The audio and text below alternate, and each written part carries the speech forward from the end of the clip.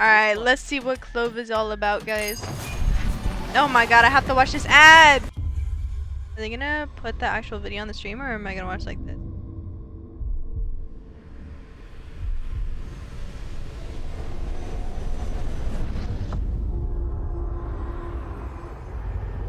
Sick.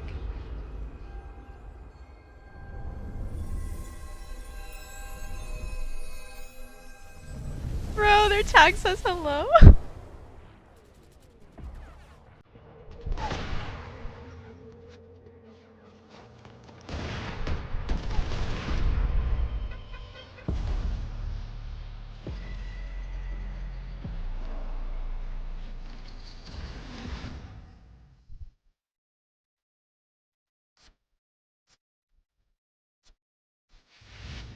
Bro, do they have horns?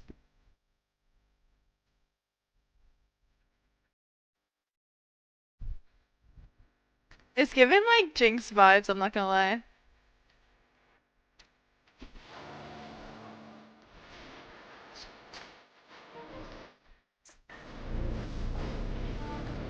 This song is sick.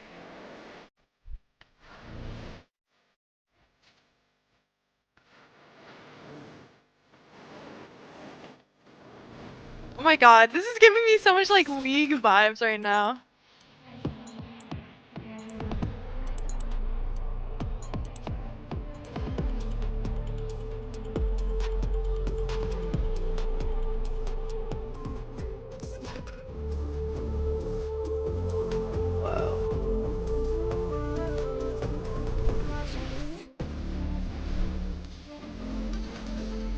Oh my god, this is so cute. This agent just feels so wholesome, I don't know.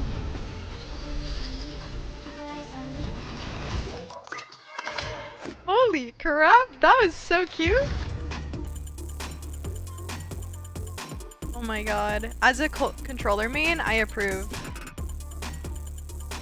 Bro, the colors and everything, like this entire agent just feels so like lighthearted and cool. I don't know. Welcome, folks. It's Sasha and Bren, joined by John Gasecki, Agents Lead on Valorant, and Dan Hardison, Game Designer on Valorant as well. That was a vibe, that video. Oh, yeah. But I'm not exactly sure what I saw. I mean, the aesthetic is awesome, for one.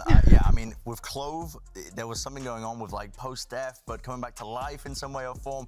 But generally as well, I mean, you look at the art style, you look at the direction you guys are taking Clove. It's so cool. It is so damn cool and so different to what you'd expect, where you know, maybe going skull and bones and a bit more grungy. But talk to me a bit about that process as well, where you went with this design choice for Clove.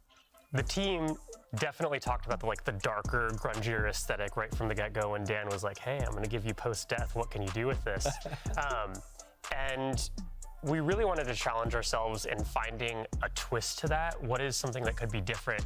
Early on, we landed in this spot around what we called like a beautiful death. How do we make death appealing? How do we make it very inviting? That is so cool because I definitely noticed that from the trailer, like 100%. That's exactly what I was thinking. The way their abilities look to this like really appealing, cool fashion sense that has like a little bit of an edge to it, to their personality that's like mischievous and risk-taking, but also like warm and inviting.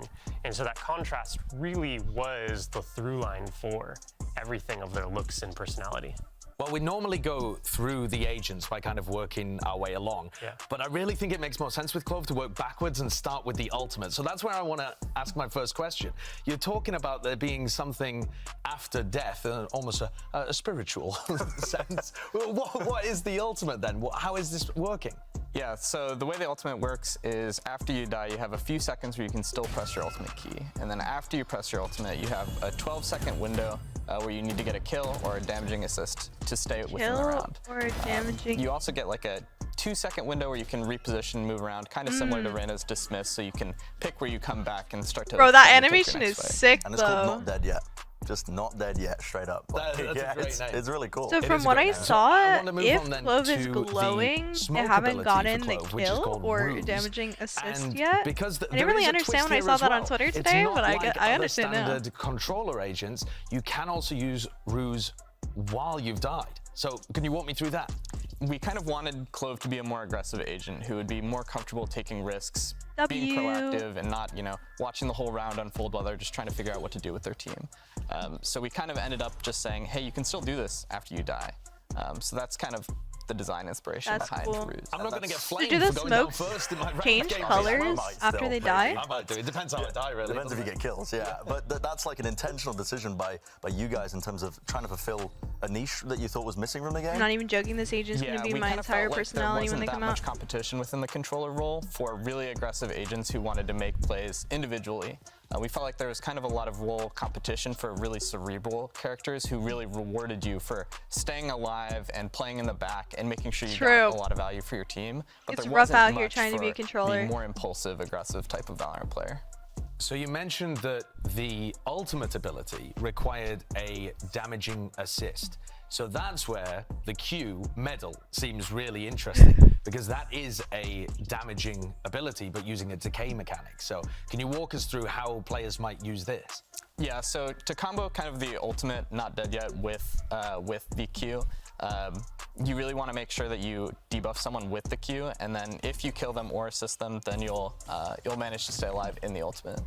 So that's kind of intended by design, that you can use this Q when you're I when wonder you're back how alive much to the try to get a decay. last-minute Oh, save or stay that alive. is. Yeah, and it's not something you can use That's to a wind lot. up debts on a timer when you throw it, right? So yeah, it's very like intentional. Do you think people are going to be like cooking up like specific spots for it where you I know throw Paper it out? X is going to be cooking specific spots spots for specific that. spots where it's like quite powerful. I think a lot of the staging space fights on a lot of our maps are really good for it. Like Lotus A, where you're running out and it's kind of the war zone of utility. Yeah, rubble. It's really good in spots like that, especially combining with other agents' utility. So just kind of trying to play around those staging spaces are where I expect it to shine most, because it can kind of just explode on your head really quickly. So let's move on to the first ability that we're covering last here, which is Pick Me Up. So this one, again, incentivizing that more aggressive playstyle rather than trying to stay alive for as long as possible. It gives you something, a reward for going out there and getting kills. Yeah, we really wanted to make sure that there were really clear signals for players that you want to play this character aggressively compared to other controllers. A lot of controller players, when we were first testing the character, were really, really afraid to take risks, and it was like, oh, we needed to give them clear incentives. And the easiest way to do that from a design perspective is to say, hey, you can actually only press this kind of like if Reyna combined with Omen. Someone. Like that's the kind vibes of like I'm the getting. Design inspiration there. And what is Clove getting from Pick Me Up? Clove gets a speed boost and a temporary overheal that is kind of similar Holy to Reyna's crap. overheal. A little bit different on the texture side of things in that all of the healing you get is temporary. So if you don't use the speed boost to go get more kills with your overheal, then it'll all go away. So you kind of have to assess if it's worth pushing the limits, and you know, I kind of hope people decide it's worth it most of the time. I'm a smokes main because don't I say tend to that. just pick what my team needs. I don't think my team's going to let me pick smokes anymore. This is going to be insta-locked immediately. Your role is going to be Yeah, I'm going to be insta-locking this in ranked I'm very excited to see how it before actually plays anyone out, else, and I alright? believe we've got If I need to something get cooked a up new right internet after for this, I will. So thank you very much, John and Dan, for joining No one's us. taking Really this agent from appreciate me. you.